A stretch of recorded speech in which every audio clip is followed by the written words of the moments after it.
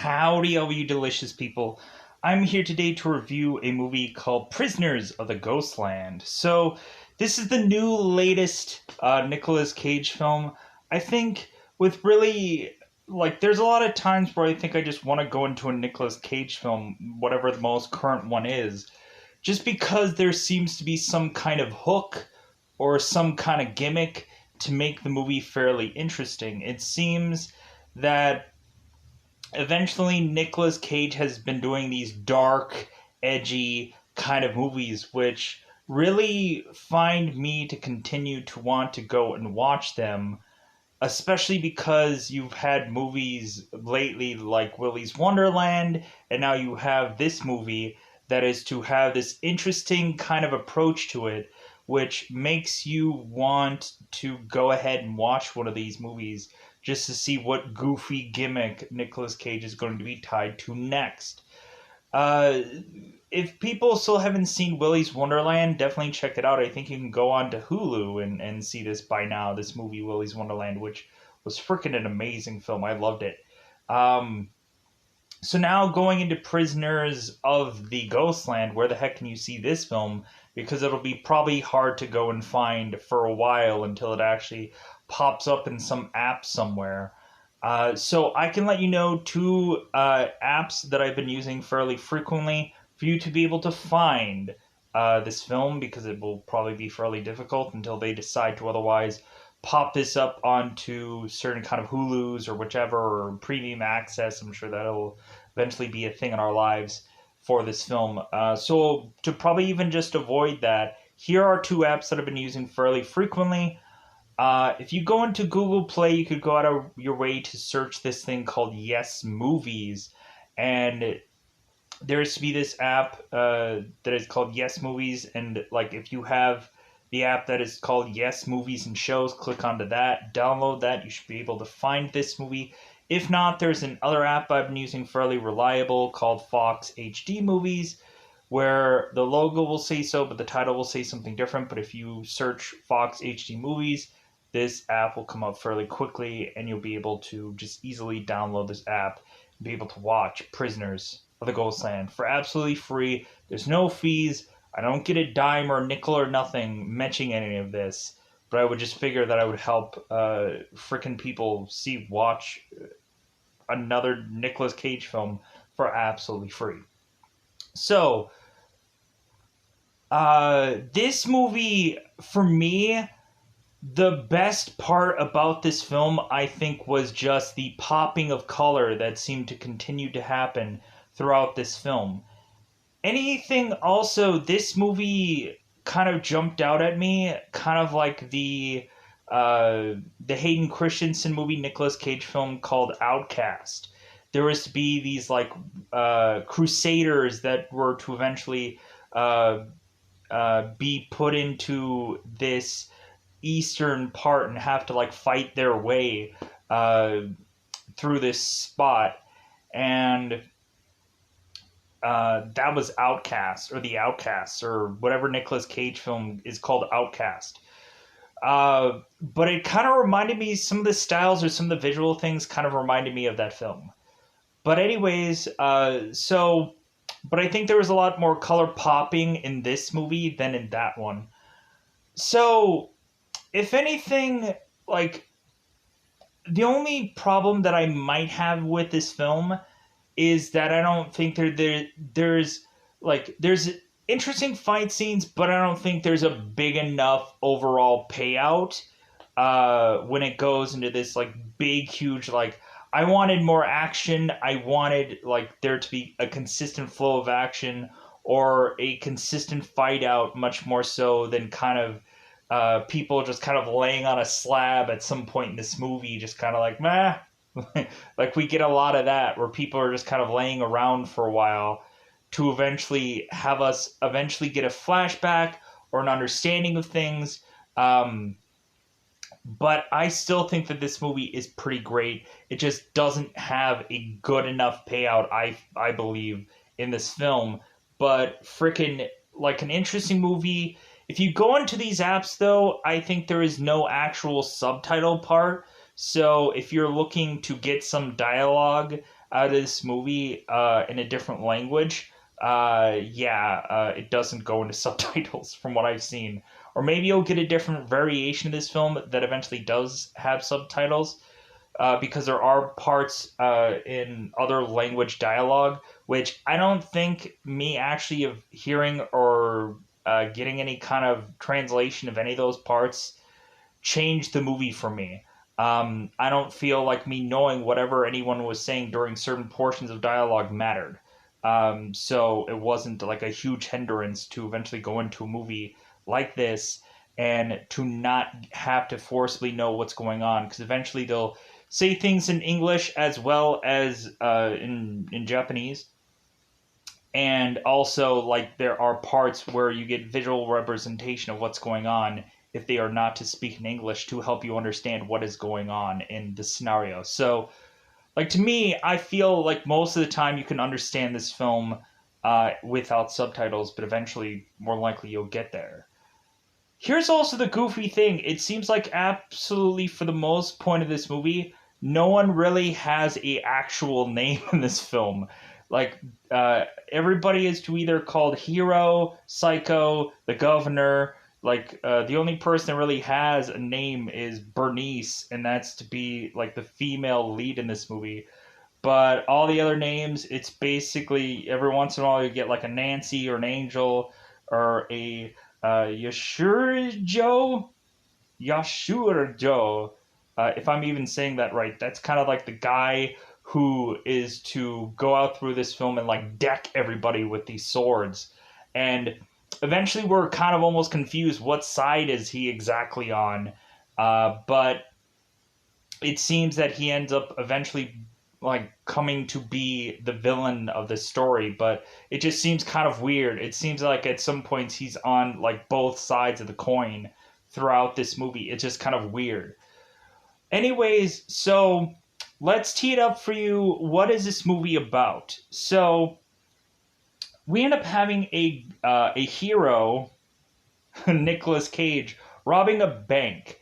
And so this guy is to otherwise eventually get forcibly into a prison where he is to have this ultimatum being thrust upon him that he has to wear this black leathered suit that is to completely connect and zip up and everything.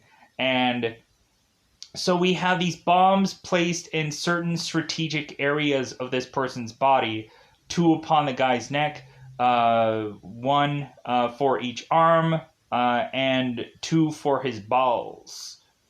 His balls, yeah. So if he is to basically, I guess, feel a little whiffy stiffy when looking at Bernice, I guess his junk bombs are gonna fire off, and let's just say that that might happen in this movie, or may not happen in this film. So, so this is kind of like the Escape from New York's Escape from LA kind of scenario. Like, we have Nicolas Cage here who is kind of performing like the Kurt Russell kind of thing, where supposedly he is to have 3 to 5 days to go and find Bernice. And if he does not get back within that time period, bombs will go off. So if he is to run off like a crazy man and never come back, he's going to die because he doesn't have the unlocking mechanism for this suit to be able to just run off. So, because we end up finding out that the governor himself is to have the key of this. So, yeah. Nicolas Cage's character, who is just to be called Hero, is going to have to forcibly get to this supposed Ghostland to retrieve Bernice and then come back to then just hand over Bernice to eventually be free from all of these bombs within the 5-day time. With that, the story eventually becomes a lot more than that. And it also seems that in this movie that Nicolas Cage does not age. Let's just say, because it's like a funny it's like a funny thing because there is to be a point in this movie where there seemed to have been a lot of time that had passed between the bank robbing scene and current time, but Nicolas Cage doesn't show that because Nicolas Cage never ages because he's freaking Nicolas Cage. He never looks old. He never ages whatsoever. So we just have Bernice, who is to eventually be older for reasons. Let's just say. So let's go out of our way to say now that it's that coveted time. Before we go, I thoroughly enjoy this movie, but it's a movie not for everybody. Like it kind of has this kind of Mad Max kind of flavor to it. It has this like interesting approach of design to it. But again, this movie is not for everybody. It's really just like go ahead and check out the trailer. If there's an imagery here that impresses you, then go further on and to find this film via the apps of which that I've mentioned. Um, I think it is to also say for the people who had done the movie Mandy, and I've seen Mandy also. Mandy is really dark, and just a lot of people may not like the movie Mandy, but like supposedly that's like Nicolas Cage at his craziest. But like if anything, yeah, this movie kind of has like a mixture of things going on for it, and it makes it so interesting because there is just this wild mixture of all kinds of stuff about this Ghostland that eventually seems to be like a much more Mad Max kind of approach to it. So I thought this was a good movie. People could feel differently. People could say it's garbage. People could say it's trash. People could say like, man, this movie is really good, considering like payout, but like to me, I felt payout was, but like it was just good enough. So let's get into this. Let's go out of our way to say that it is that customary time to go into spoiler time. Spoiler time. It's about the time I get to spoil this movie. Like I was easily won over by this film just because it has that like uh this like kind of Mad Max, kind of grungy, kind of dark, kind of whatever vibe, and it kind of also like it fit that Mad Max vibe, but it also fit like this old Western kind of vibe. There was a lot of stuff that all compiled in this movie that just overall just won me over. And so let's get into it. So, the very beginning of this film, we have this scenario where Hero and Psycho. Hero is to be Nicolas Cage. Psycho is to be a guy named Nick Cassavetes. I apologize for mispronouncing that name. I've seen Nick. I've seen him in the movie The Wraith, which was with Charlie Sheen. I've seen him in a Crow film. I think it was Crow Salvation. There isn't any big movies that pop into my mind that I've seen this guy in. I think I've seen him in a movie called Together. That's a very severely random movie, but anyways, so funny enough, both of these American guys who are robbing this supposedly Japanese bank are both American, and they're both named Nick in their real lives. It's weird. So Hero and Psycho are going into this bank to try and rob this bank. And so all of a sudden there's to be this kid with these gumballs. Are like, hey, gumballs, you guys want some gumballs? Weirdly, I'm gonna just keep like holding out these gumballs because I guess this kid just is like a fiend for gumballs. I don't know what it is. Like this kid has this like backwards mask upon his head. He's like, gumballs? I think it's gumballs because it could be any other kind of candy because there's been a billion freaking candies that are just made of balls. Sweet, succulent balls. Take that out of context. It's okay. Because I have sweet, succulent... Footage! Anyways, that's what I was going to say. Footage!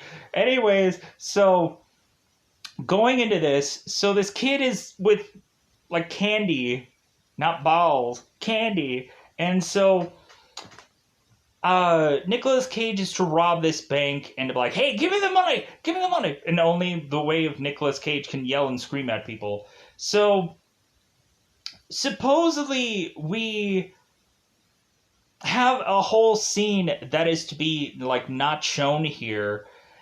And eventually the last thing that we are to really just see is Nicolas Cage getting arrested for trying to rob this bank.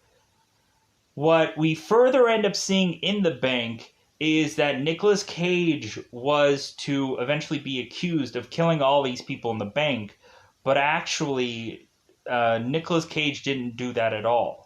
Everything was to be done by his friend Psycho, who he ended up killing the kid with the gumballs and ended up killing just a lot of the people in the bank. And Nicolas Cage was just trying to stop Psycho from ending up like killing every single person in this bank, which he basically did anyways. So they fought one another, and then they ended up getting arrested because evidently some kind of like police or SWAT arrived. And so I think that's the more important scene to have started out with this movie. Because what we actually saw is we saw three women that were, I guess, to run away from this palace to try to get free. And it seems like there was to be one woman that was to be begging for her life, but I can't exactly tell what any of that was. So we have these girls run into this car, and they drive off to eventually drive into the Ghostland, where now Nicolas Cage has to go out in the public with just a almost diaper upon his by his nethers, by his down belows, you know what I'm saying. Nicolas Cage goes out into town with just a diaper upon his body, seemingly. It could just be underwear, I don't know. I don't know what kind of style this gear was, because it just looked like a freaking, like, sumo wrestling, just, like, thing, I don't know. So Nicholas strolls out into the town, and so we have one woman who's like drawing what Nicolas Cage's looks like, because evidently Nicolas Cage is one of her French girls. So Nicolas Cage is to seek out the governor, because the governor is to want his Bernice found. So it seems that Nicolas Cage, who is the hero here, because all his name is to be called as Hero, he is to be the guy, the dude that is going to put on this black leathered suit and connect every single piece of this suit together, so that way the bomb, if for whatever reason Nicolas Cage is going to do the wrong thing, because supposedly every one of these parts of these bombs have some kind of sensor to connect to something. So if Nicolas Cage is to get a whiffy stiffy down below because he is thrusting against this girl, then the bombs that are below his balls will go off. If we have a moment where Nicolas Cage is to grab a woman, and a harmless woman in a manner, a bomb will go off upon his arm, and so on and so forth. And supposedly also, if Nicolas Cage is to fiddle with the outfit in any way, to where he is basically to like try to take this outfit off, that's when the neck things go off. So like anything he is try to do, bombs will go off. But like the bombs aren't all that strong in some points, where I'm just like, wouldn't this like brutally kill this person or have his arm just fall off? But it seems like these bombs aren't that horrific to where all of a sudden you're just seeing Nicolas Cage with a with one arm and that's it, or like one leg and that's it, or something like that, or like he like basically blows away his entire junk section just based off of one bomb. Like that doesn't seem to happen. And plus, here's my grievance with this movie. Shouldn't Nicolas Cage be bleeding to death? Like, with the bowels? Like, wouldn't he be bleeding to death? Like, I've seen movies where there have been... Don't judge me. I've seen horror films where a guy gets hit down there, let's just say, and he bleeds to death and dies. I've seen awful movies where stuff like that has horrifically happened and person has bled to death. Nicolas Cage, on the other hand, he must have 10 balls down there. That is just like, no, man, like, my balls are just stronger than anyone else's. My balls heal themselves. So it's like, so no bleeding out for Nicolas Cage. How many times have I said balls in this episode, in this review? I don't know, but we'll figure it out. Do a balls counter if you can. So, balls. Anyway, so, because I don't think that's a cuss word. Balls is not a cuss word. If you, like, ball, it's not a cuss word. Anyways, his down belows, if you know what I'm saying. So, anyways, so... Nicolas Cage is to have just jumped in this car after he's told what is to be going on. Oh, we have to talk about his arm, because on his arm he has this thing that is to mention that like he technically has 3 days to live, or otherwise bombs go off. If Nicolas Cage is to make it to Bernice, and Bernice is to speak her name within those 3 days, all of a sudden the weird metal thing that Nicolas Cage has on his arm is going to extend him to live longer and live for 5 days. So there is kind of like an expedient, like how quickly can Nicolas Cage get to this woman and get back? But supposedly, Nicolas Cage is going into this Ghostland where supposedly no one has ever returned. Oh, boo! I'm scared. So Nicolas Cage goes into this car after like hearing what all he has to do and hearing this bizarre song that everyone has to sing. There's a lot of songs going on in this movie for some reason that I don't understand. And there's this like weird, like kind of hippy dippy movie part of this thing where they're like doing these like weird like dance things upon this film, which I don't understand. But like, and there's some parts of this movie that I just don't quite understand, maybe because I don't understand the culture. Like, why is it that there's to be this one head bobbing? Like, all these women are bizarrely in this like a wall where they're like circling their heads round and round and round. Are they to be sold off? Like, is that how you eventually like offer these women up to a man of sorts? Like, is that like, because I feel like this is some kind of hoe house that the governor is running, I'm assuming, or assessing. That's why these women wanted to scamper and get free. So Nicolas Cage is to go into a car and like drive off, but then eventually he gets out of the car and then goes onto the bike to kind of like slow himself down, so he wouldn't be done with this mission so quickly, so he could live longer. And so, like, in this town, we all of a sudden have these like cowboys, and we also have the like the Japanese kind of like mixture of things. So we not only have these like we have these cowboys, but we also have these guys who are to kind of be dressed up as like samurais without the armor, like where they're to have kind of the like the swords and everything like that.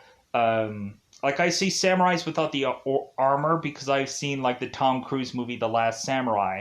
So like I'm saying, like they're kind of wearing like the gi, so to speak, and they're having the swords, but it's not like they aren't wearing actual armor. So it's not full on like samurai, but it's pretty dang close. So there's to be spots in here where Nicolas Cage and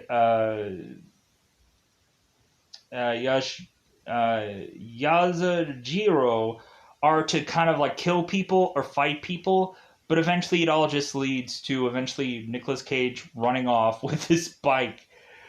And so they're like, hey, like he's wasting time. And so we immediately have Yasujiro who gives Nicolas Cage this car, and Nicolas Cage is like, "Oh, okay, so you guys want me to get this done quickly? I see. Ah, okay." So Nicolas Cage goes and drives off into this supposed ghost land, and is to, of course, I guess crash into somewhere, and so he ends up getting dragged like through this part of this ghost land while being on this weird um, god, what is it called, like a wheelbarrow kind of thing. He's like being wheelbarrowed in, and he's like laying there, and people are touching him, and he's like, get away from me, you vermin, like get away from me, don't touch me. And so all of a sudden Nicolas Cage is to see, I guess, one of Bernice's friends, and so Nicholas is to ask for this woman, and she say, "Oh, that's not who I am, but I'm a friend of hers." And it's like, okay, so we just continue to have this like wheelbarrow of a thing to have these people go further into this ghost land like thing, and so Nicolas Cage is like, hey, like he gets up and he's telling these people, hey, I'm looking for this woman. Like I need to find this woman and I need to find her like now. So, like, anybody know who this person is? And so eventually, there's to be a guy that is to tell uh, Nicolas Cage that, or I'll just call him Nicholas or Nick, or I'll just call him Nah. Just call him Nah. I'll just call him Ha. So one of the guys who is to seemingly be this like top hat looking guy is to eventually tell Nicholas that there seems Bernice is to be held with one of the mannequins. So Nicholas is like tossing pieces of these weird, creepy looking mannequins to eventually find a person who is to match Bernice's looks. So, like, we have Nicholas kind of tearing apart like certain pieces of these mannequin masks and these mannequin like outfits, and eventually Nicholas finds Bernice and tries to disrobe her with all these mannequin pieces to have her forget that she had been mannequinized, and plus Nicholas is wanting her to talk because, of course, making her talk is to eventually get him extended for 5 days instead of 3. And for some reason or another, because of Bernice being here for so long, she has lost the ability to speak. And so Nicholas is like, well, okay, well, a couple of days with me, and like you'll be playing poker in no time, or something like that. You'll be singing Dixie in no time. So Nicholas is to go and take this woman, barrel her out, and have them go to the car, and like he takes all of the like pieces off of her, like takes all the mannequin pieces and puts her in the car, and right before he ends up getting her into the car, we find out that Nicholas is to be a little bit feeling a little whiffy stiffy when he ends up seeing Bernice, because he's almost taking every single bit of clothing off of her. And so all of a sudden Nicholas is to try to create distance from him and Bernice, but still one of his like ball bombs goes off, and he's like, ah! And so he ends up falling over, and he ends up picking up his own ball, let's just say, and he drops off, and he just is like freaking passing out from, I guess, all the blood loss or just freaking the pain of that whole event. So Now, after that bit of time, Nicolas Cage, after losing one bowel, is still going to try to get Bernice out of frickin' here.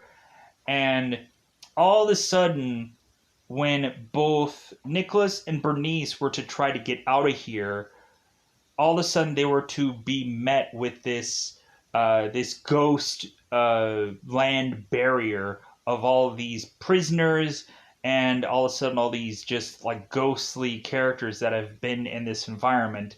And so Nicolas Cage starts to fight through all these prisoners and starts to like punch them and beat the crap out of them.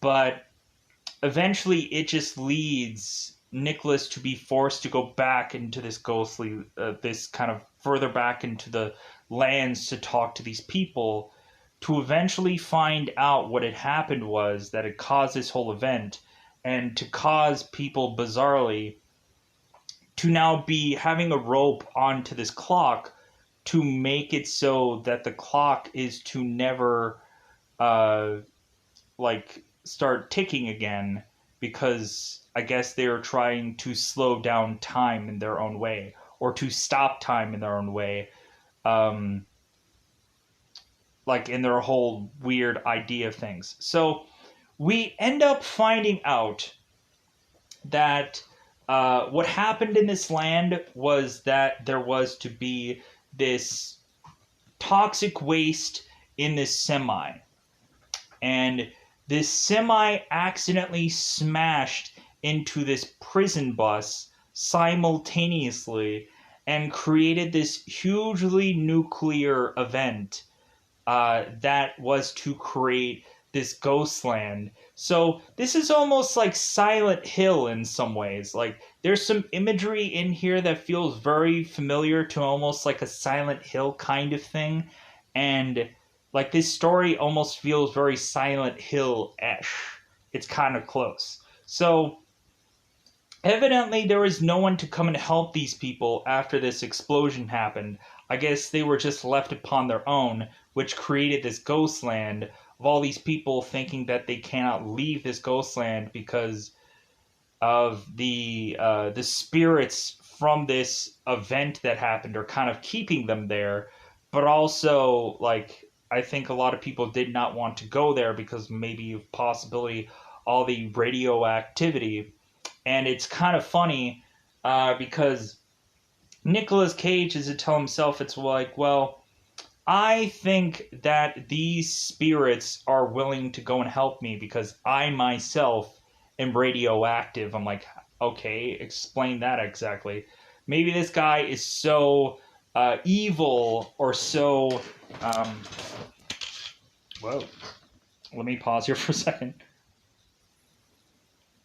But yeah, that Nicolas Cage, because I am plugged here, I apologize. So Nicolas Cage could quite possibly be so evil that that makes him radioactive. And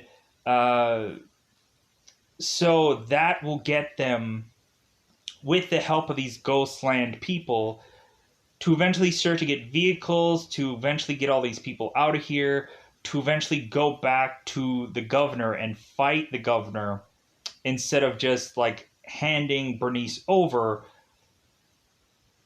Nicolas Cage is now saying like, hey, everybody come and fight with me, fight the governor, take this guy and take him down because he is the real true enemy of all of us. So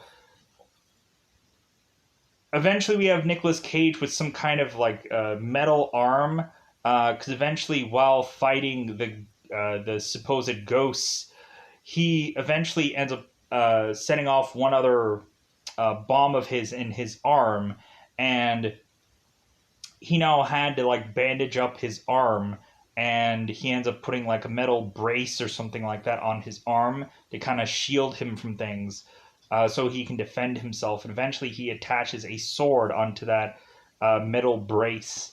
So pushing on. So we also have some flashbacks that now I'm going to get to. So if I didn't already mention that Psycho was the person who had killed everyone in this bank. I want to reconfirm that Nicolas Cage was trying to do the right thing, and that ended up blowing up in his face, just leading him into being a prisoner. There is also another flashback that was to eventually showcase that when both Hero and Psycho went through that bank building, Hero meaning Nicolas Cage, Psycho eventually was to shoot certain kind of people, random people, in the crowd nearby this bank, and one person was to get shot in the leg, and that was actually to be Bernice. And so that's why I said, like, okay, like, so Bernice was this young girl, and so now there have been several years that have passed, and this Bernice is much older, but Nicolas Cage has not aged a day. A little bit of uncontinuity here. Like, we could have had Bernice, like, be, like, of age, but I guess, like, the governor had to go and adopt her, so I guess the governor had to be, uh, like, adopting this young girl instead of this just random teenager or whatever. But, like, I don't know, they could have had normal Bernice there and just, like, the guy could have just adopted her, and what, it doesn't really matter. Like, it doesn't really matter to me, but it just, like, it bugs me how there seems to be a continuity error of aging a person. But whatever, Nicolas Cage doesn't age. That's obvious in all of his movies. So Nicolas Cage is to tell everybody, like, hey, come with me. And, like, some people are just like, I don't know if we can leave because, like, I don't know. Like, I think it's a waste of time to think that we can leave here. So eventually Nicolas Cage goes off, and all of a sudden the Ghostland people are to appear when supposedly the Rat Man has put together all these, like, vehicles and stuff like that for everyone to get out of here. And not everyone leaves. Like, there's some people that end up staying after we hear the whole story about what had happened with these people. Like, I guess these people are just, they just can't leave. They just don't want to. Or there's some actual ghosts that can't actually leave. But anyways, so Nicolas Cage goes and approaches these ghosts, and we end up finding out that one of these ghosts is actually Psycho himself. And so we have Psycho talking with Hero, which of course is Nicolas Cage. And so Psycho is just like, yeah, man, I died and I'm burning, like, I'm basically burning in hell for eternity. And Psycho kind of blames Nicolas Cage's character, but there's this back and forth kind of thing there. There's also to be moments where, like, where Nicolas Cage is to also see spirits, like he's to see spirits of this kid that he ended up killing, or any of the number of people that he probably maybe have, like, had killed, maybe during that whole bank scenario and so on and so forth. He sees a lot of spirits here. It's weird at some points in this movie. So Psycho is to tell Nicolas Cage, like, hey, man, like, I'll let you guys pass if you go after the governor. If you go after the governor, like, I'll let you go, because he's the real enemy here, not us, not the ghosts. Like, you can go after him, and like, if you go and you kill him, all of us will be free. Like, the ghosts will be free, everyone will be free. So if you kill him, like, that ends all of this. That, like, everybody will be free to do whatever they want. So Nicolas Cage is like, good, that's what I'm going to do anyways, because I might as well. Because I've already told these people, I've put on my weird, bizarrish, rusted brown helmet, and I'm going to go into battle. So that's what I'm going to do. The rusted football helmet that I think you'll be able to see in this thumbnail, but who knows, because eventually I might change it for whatever reason, because that's probably bound to happen, because freaking there's a lot of times where I have to adjust thumbnails or whichever because some thumbnails don't look as good as what they should be, or eventually just some are just like, okay, like this image, I don't know what happened with this image, but it doesn't look good, so I have to adjust things for whatever freaking reason. So pushing on. So Nicolas Cage is to promise these guys like, hey, governor is good as dead, so let me pass. So all of a sudden, Psycho is to perform this nuclear blast thing again to look as if the ghosts are going to let these people pass. And so they go on and they go to greet the governor. And so there seems to be a ton of time where we just kind of see uh, Yajiro or Yasujiro go and kill like certain people at the palace, where we have seemingly all the women that are almost like at some points topless for whatever reason. Yeah, Yujiro is going and killing some of these guys because he just loves to kill people for whatever reason. And so there's a whole scene of that plays out. So Nicholas is to make his way back and to give up Bernice. And so now Nicholas is to just be like, okay, where's the key? Unlock me now. And the governor is like, dude, I'm not gonna give you a piss. Like I don't care. Like I'm not gonna help you. Like you're just gonna die either way.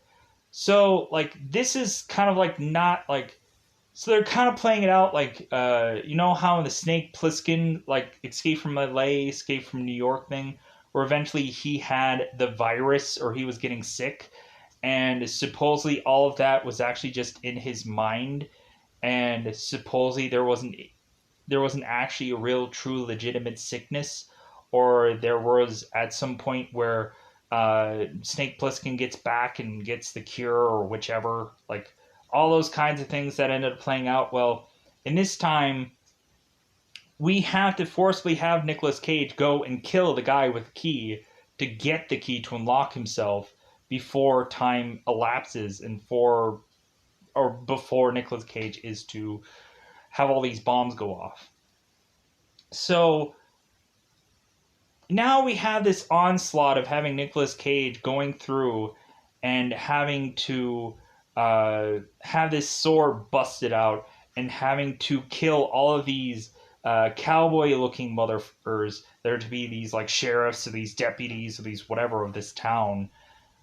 They all need to be sliced and killed off, and it seems that Yajiro is happy to help in that kind of capacity, where it seems that Nicolas Cage is to seemingly be outnumbered, and so Yajiro is to eventually kind of help out with that. We also have Bernice's sister that is also having this big, huge machine gun of a thing that is to kind of blaze through a lot of these cats also before someone ends up shooting her and taking her down. So like we also had this one really cool, like almost John Wick-esque like moment where Nicolas Cage is kind of running through all these guys with these guns and like disarming like one of them to eventually kind of shoot. Like he's basically using a lot of these guys as human shields so he can shoot other people. And like that scene was really good. I really love that, where we like consistently have Nicolas Cage using other people as body shields to eventually kill other people. Those shots are pretty good. So eventually all of this fight out is to all lead to, after all this death, after all this killing of either weird cowboy looking guys or like samurai-esque looking people without the armor getting killed off. So eventually this all leads to find out between Yashajiro and Nicolas Cage. And so like sword for sword. It's not gun against sword. No, it's sword for sword. It's very honor-esque. So of course, we have it where Nicolas Cage ends up slicing this guy in the chest. He ends up plopping out blood, and Yashajiro, even though it seemed like he was a good guy for whatever reason, it seemed like he had to die. It's not like they were gonna just bow to one another and Yashajiro was going to leave. Just like, hey man, like do whatever you want. Like I don't care. Like make me sheriff of this town. I don't care about this place. Like I just want the governor dead. I'll probably like get whatever out of this, probably, right? So, but yeah, Yashajiro loses. He dies. He's dead. So he plops onto the ground after spitting out some blood. So Nicolas Cage is to go after the governor now, and so the governor is to go into his palace with all his women that are to seem to treat him all like crap and call him like a loser or whatever because he's going to die soon. We also had this moment where the governor was kind of getting very impatient about having to wait for Nicolas Cage's character. So we had the one girl who was to shoot all of the guys in this town. The governor was to force this girl to consistently say the words TikTok all the time because the governor needed a clock or a person that was to represent a clock to remind him that like that he's still waiting on this guy because like he's getting really annoyed that he is. So this girl is to consistently have to say TikTok all the time until eventually this guy is to arrive. So, and that is to almost lead to someone's death because of that whole thing, that whole part of a scene that happened earlier on in this movie. So Nicolas Cage makes his way to the governor eventually because Bernice is to eventually get a sword herself and start to go through some of the rest of the governor's men and start slicing and dicing through them. And then she makes her way to the governor and shoots him or kills him for whatever reason. And then Nicolas Cage is to get the key from Bernice's dying sister because she's getting shot quite a bit, or she had gotten shot quite a bit. But I guess no one really dies in this movie, with the exception of the villains, I guess. I don't know. So, Nicolas Cage goes and unlocks himself and is like, bravo, like, we did it. Like, all the lights from Nicolas Cage's bombs go from red to white, and that basically means that, or like whatever normal color that they were before the start of this whole thing, to basically say that all the bombs are neutralized. But weirdly, here's the thing. So this whole outfit is to be like bombs all over Nicolas Cage's body, and you would think he would just be getting rid of this suit as quickly as humanly possible. But no, he just like hangs on to it for the very end of this film. And so we just see after this whole event that like Nicolas Cage and everybody are just kind of looking throughout this whole town and kind of seeing the aftermath of all this. And basically Nicolas Cage is like, well, it seems like Samurai Town is going to be like in a good place now.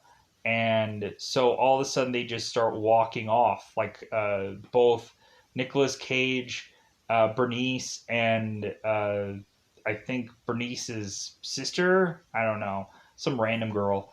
They all just start walking off, and like that's how the movie just ends. I'm like, okay, so I guess they're just gonna walk off into the sunset, and maybe like we're gonna have Nicolas Cage as this governor or something. Like, I don't think it really matters. Like, I don't think Nicolas Cage is like, heck yeah, I'm gonna go and own this town now. But yeah, like that's how this movie just plays out. I had fun watching this movie. I liked the color patterns. I liked the way of which that the colors were to be presented in here. Because there was a lot of moments where you just had this one little color thing that stuck out. out of everything that was presented in this movie, it was like, oh, that's a cool kind of interesting color part there. Hey, there's a cool kind of interesting thing that sticks out. Uh, but I think that's also just the culture. Also, there has to be some kind of imagery or something that always has to stick out somewhere. But with that said, I'm going to get out of here. Thank you for watching this review. Thank you for watching the whole thing if you watched it. I really enjoyed this movie, but it's going to be another one off. How can you go and do a sequel after this? Uh, you would have to kind of do the exact same gimmick, but like, because you can't even go and do the same name. Also, like, how are they going to do Ghostland again? I don't think it works because I think they kind of like covered everything. So this is gonna have to be one-off movie. And plus, they also kill all the villains in the end. There isn't like this one thing that is going to tell us that there's going to be a sequel of this because the ghosts are going to come back like, hey man, you didn't live up to your bargain or something like that. It seems like Nicolas Cage is doing a lot of one-off movies. It'll be interesting to see if like Willy's Wonderland eventually gets to be a sequel. That would be pretty sweet because I really liked Willy's Wonderland. But with that said, I'm going to get out of here. Bye, everybody. Bye, everybody.